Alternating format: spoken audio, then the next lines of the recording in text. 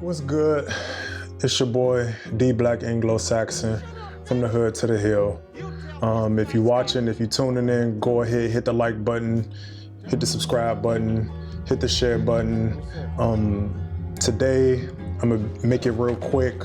I'm gonna be real delicate because today we are going to be having a conversation about Initiative 82.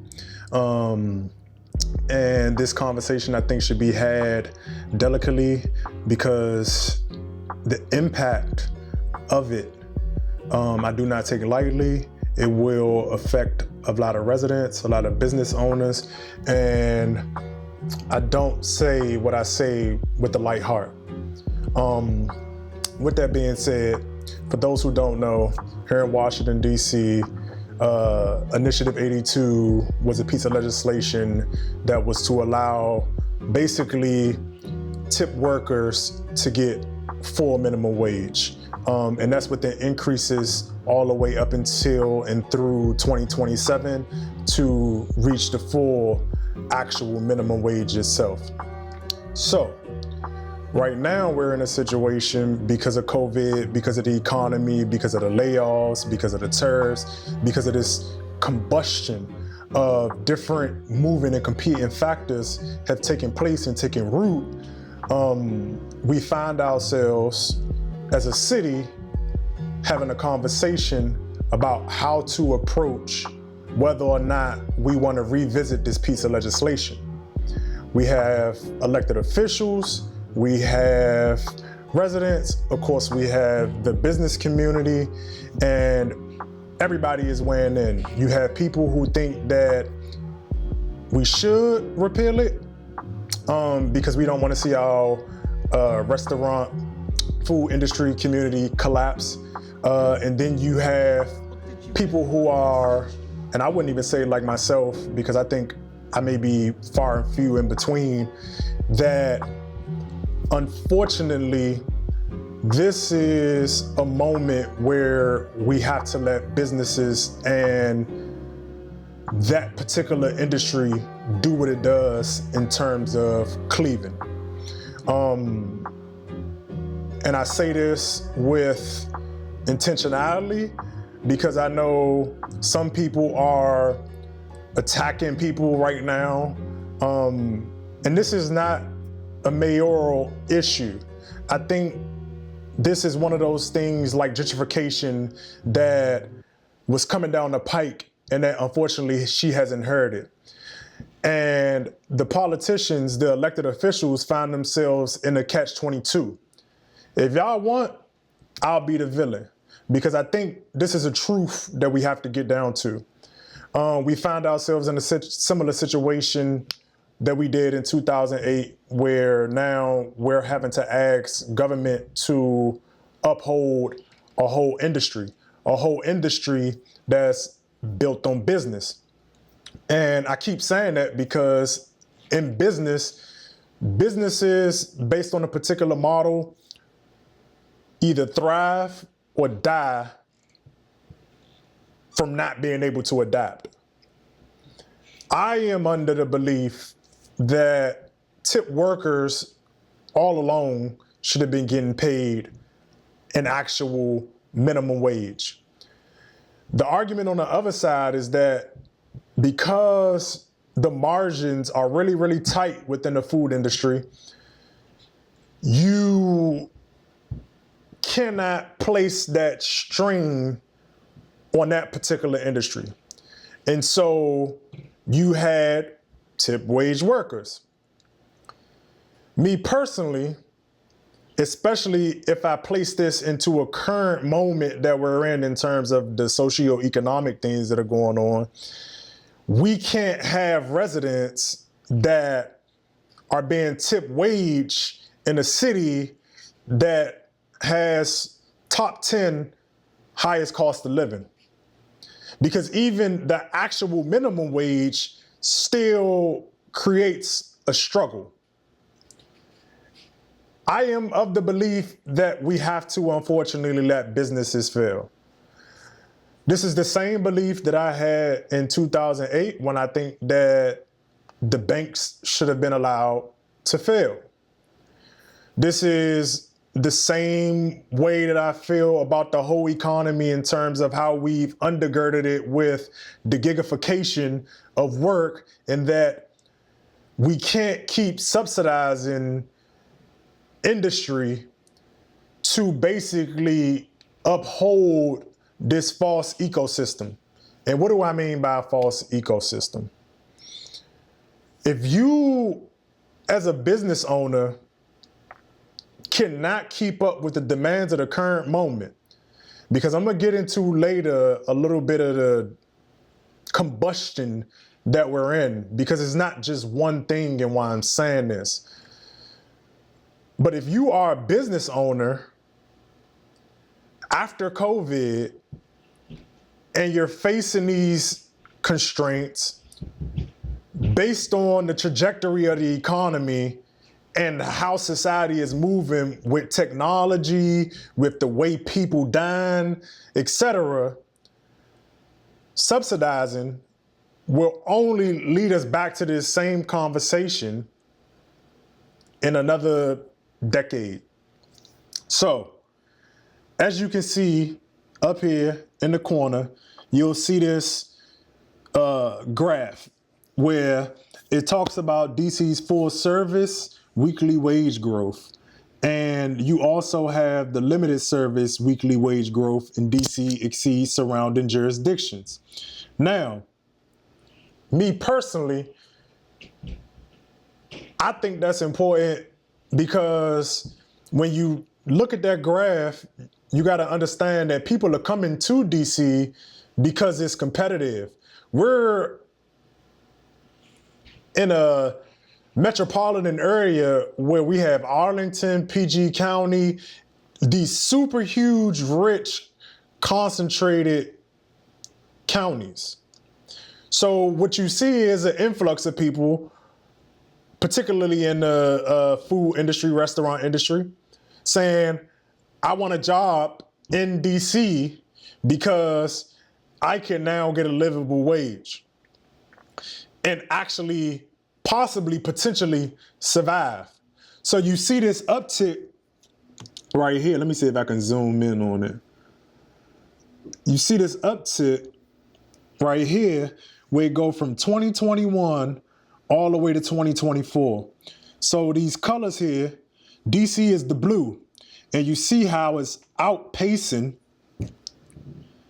every other, Maryland, Virginia, and the US as a whole. And that's in large part due to the ability, again, to earn a living wage. Why is that important? Because right now, currently, what we're battling is a situation where we aren't talking about the college student or the person that's coming out of high school or somebody just trying to make an extra couple dollars on the side to get ahead in life. Jobs that were historically for those demographics of people, including this same food industry, being a busser, a hostess, all of the jobs that go along with that, including the actual owners, but not quite. Because they're in a different box for this conversation. I take that back. The workers, though, just like every other ecosystem now, we find that people are working these jobs with no or little to no upward mobility. We see older people, 50, 60, potentially driving DoorDash, potentially doing gig work of some sort. And so you then take that, hold that, but now we're also in an economy where you have an institution like Klarna that comes in and says, I am going to add this other vehicle onto the restaurant industry that is disruptive to it.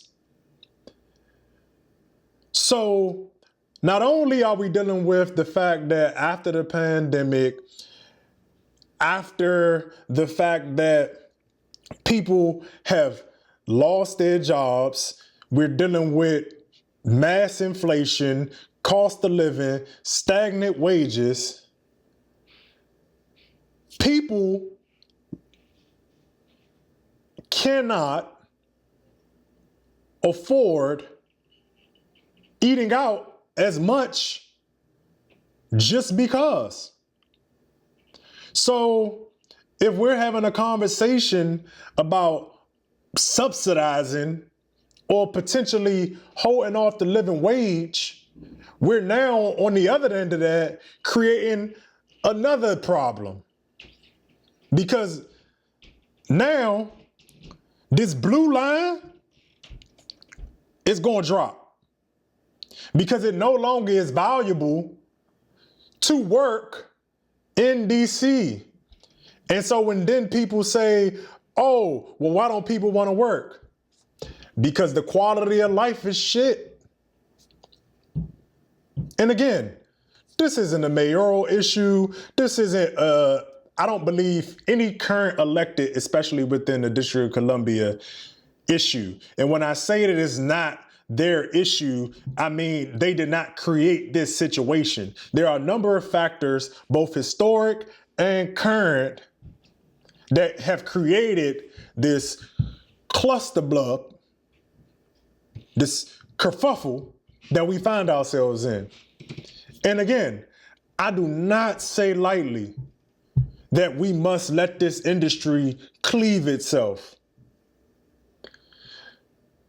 because that impacts the people who work at the restaurants and the people who might have potentially be their only source of income.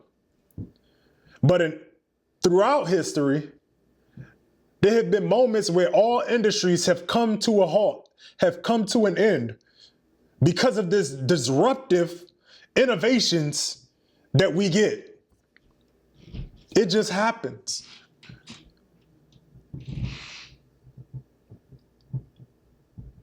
It takes place. There are things that we can't run from because there are going to be more situations that happen like this. And unfortunately, we are going to have to let these things run its course.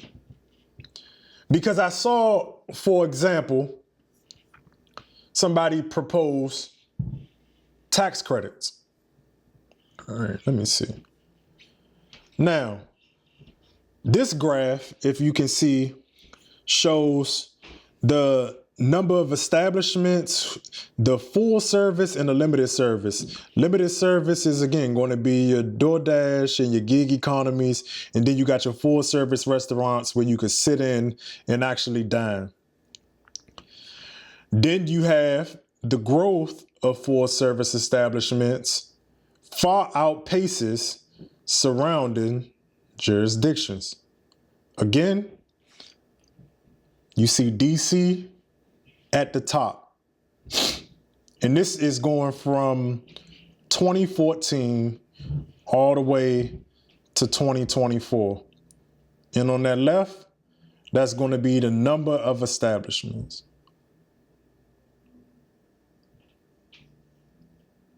Why is that important?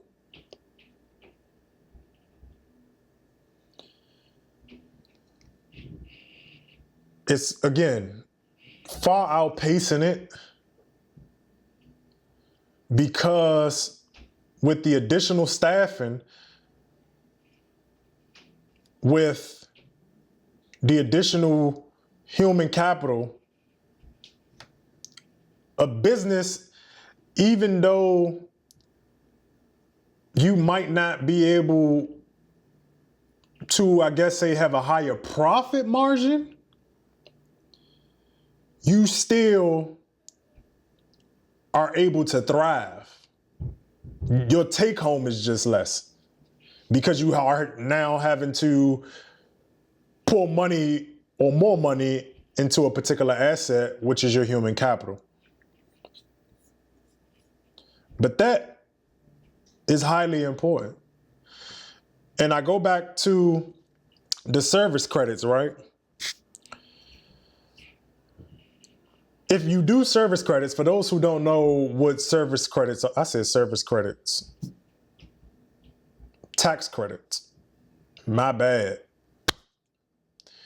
For those who might not know what tax credits are for, if you're using that as a solution, the problem with that is that you're basically subsidizing what the city collects on the back end for its tax threshold.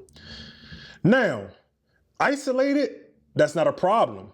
It would be a fix. But when you factor in, again, all the other competing factors, already got a high cost of living. You already got people struggling with affordable housing.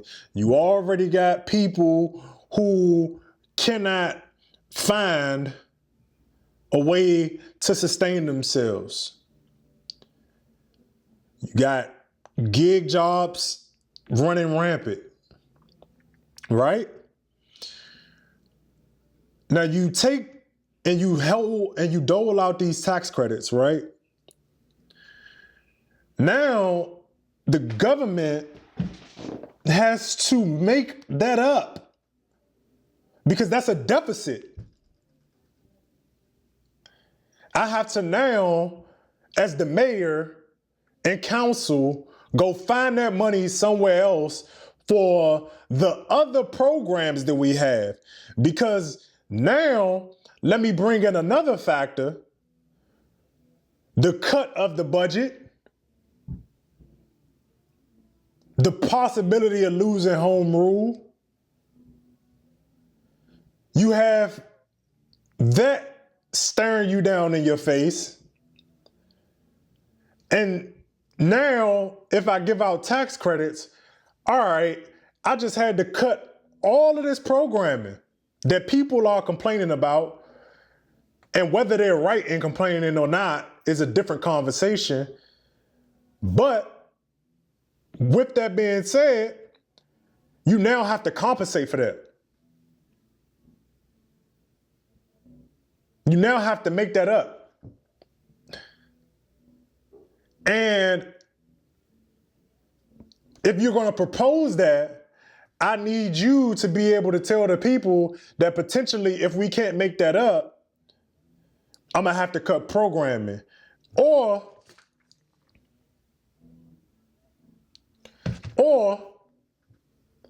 I'm going to have to add additional tax in some way, whether it be a sales tax, a property tax increase, some type of tax increase, or some new tax put in place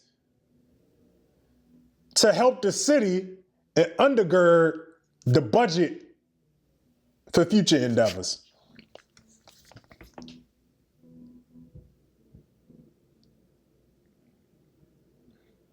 So my proposal, what I think is unfortunately, which most of I know our electors cannot say, is that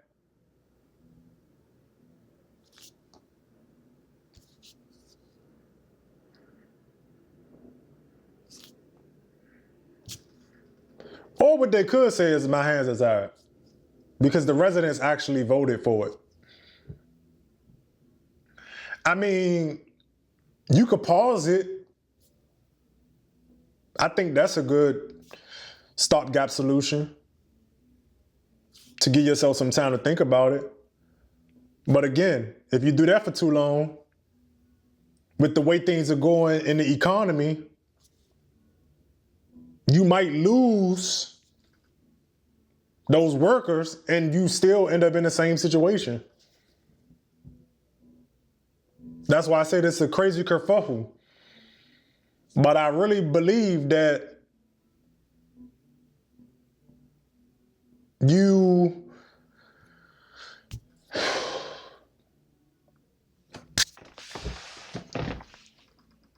gotta let it happen. And I'm gonna bring in this last piece because I want us to see, and I want to talk about some bigger people, because it's not just us.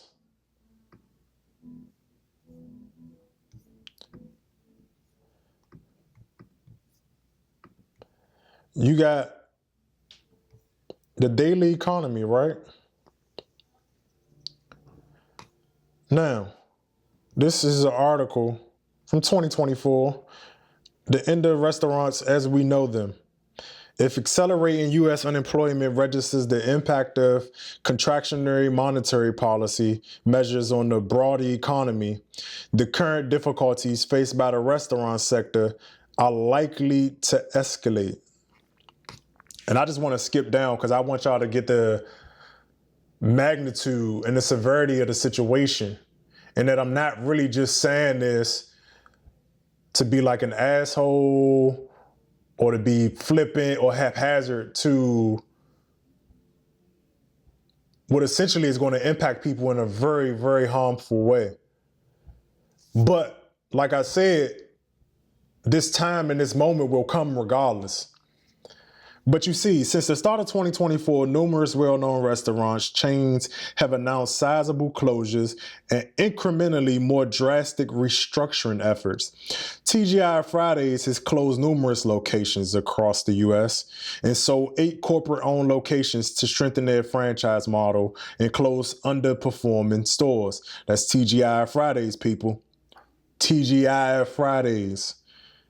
Denny's shut down 57 restaurants in 2023 and announced additional closures for 2024 due to inflationary pressures. Boston Market drastically reduced its number of restaurants from around 300 to just 27 by March 2024, driven by landlord evictions, unpaid bills, and state shutdowns due to unpaid sales tax. Mod Pizza. Who else do we have up here? North and South Carolinas in February 2024 due to market conditions.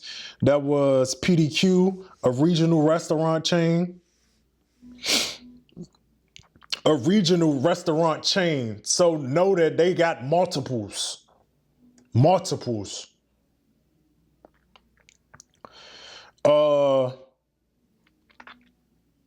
In 2024, Buffalo Wild Wings will eliminate 60 locations in the United States. IHOP will wind down 100 locations. It's a IHOP on Alabama that got closed down and then tried to open back up, and that closed again. Excuse me, guys. Other firms eliminating locations include Pizza Hut, Red Lobster, Hooters, Chili's, and a handful of others. Come on, people. Now, I wanted to bring that up because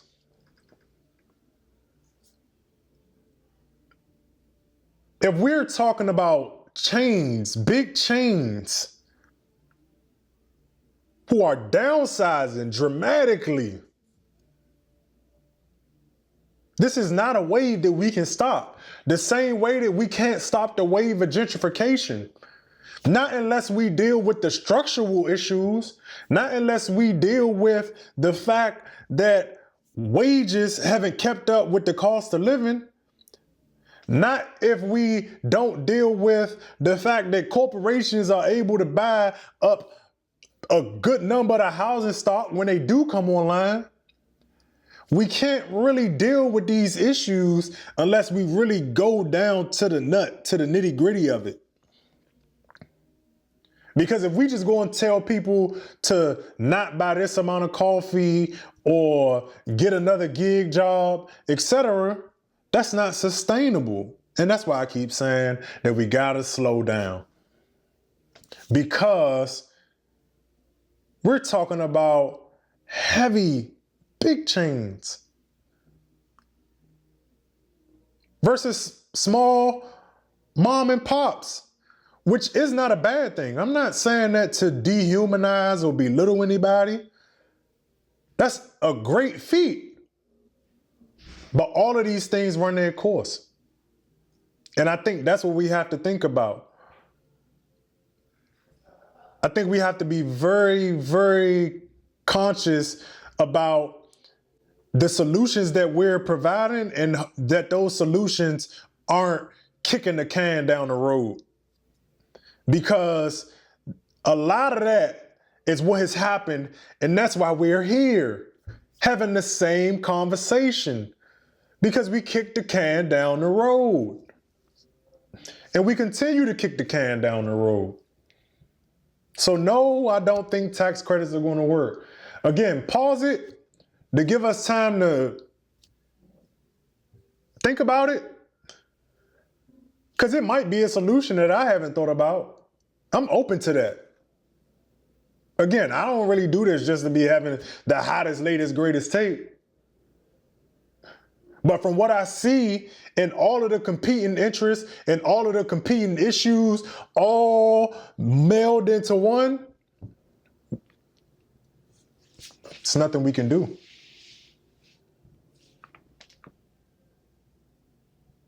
You want people to work for what? $10?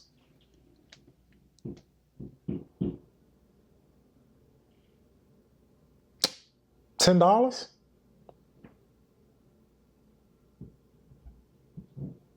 And you in Fairfax, Arlington, PG County, DC, Loudoun.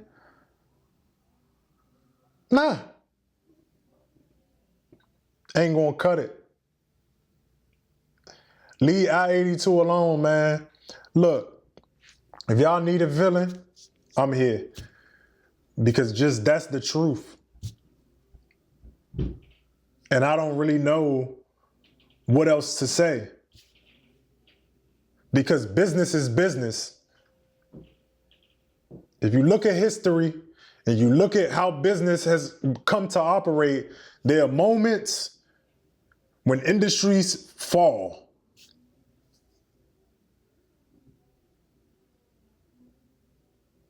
And again, some of it is because we fed into a lot of gigification, a lot of kicking the can down the road, a lot of not really addressing the full spectrum of issues. And so now we got to deal with and allow people and watch people suffer. Because everything that's happening in America right now, we're not going to be able to run from. Job corps just got cut. People losing their jobs. Because we can subsidize it, but they still might go out of business. Because you telling people not to drink $5 coffees, they dang sure can't afford $20, $30 cuisine by the plate. Come on, people. And again, I say this with all due respect and love. I'm not here to attack nobody. I think right now, DC Council, along with the mayor, and again, a lot of people know me, some people may not. But they got a bad deal right now. They got a kerfuffle on their hands.